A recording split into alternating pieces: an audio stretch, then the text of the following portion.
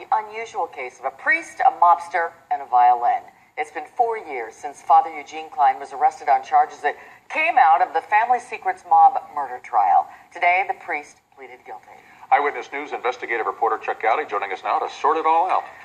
Alan, Kathy, the priest, Father Eugene Klein, was accused of helping the mobster Frank Calabrese recover a violin, the mysteriously missing Stradivarius worth millions.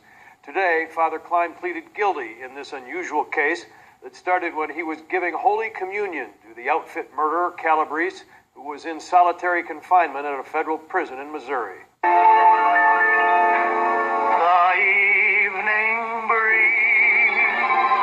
It wasn't the evening breeze, it was Frank the Breeze, who owned a rare violin once used by the Liberace family. The 250-year-old Stradivarius had apparently been hidden by Calabrese here in the mobster's Wisconsin summer home, decades before he was convicted of multiple gangland murders and sent away for life.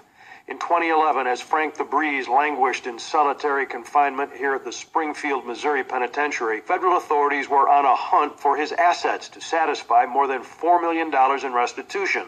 Authorities say Calabrese wanted to make sure the government never got a hold of the violin he figured was worth more than $20 million. So when prison chaplain Father Klein showed up to offer communion to Calabrese, the murderous mobster had something for the priest. Lengthy instructions for Father Klein to retrieve the prized violin and sell it. Instructions Klein followed. It was a mistake on his part. He's acknowledged that. I mean, he's lost his job over it. It was an error in judgment, but we don't believe it was a crime.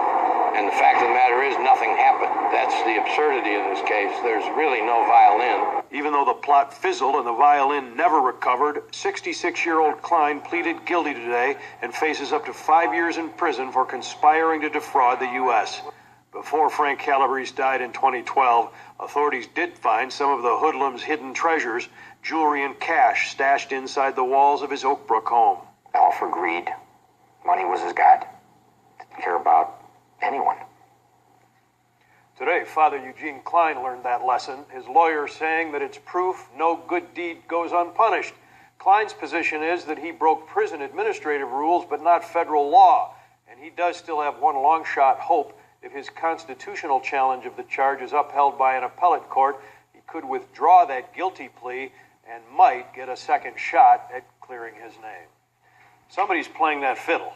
Yeah, there's a violin somewhere, apparently. Okay, All right, Chuck, thanks.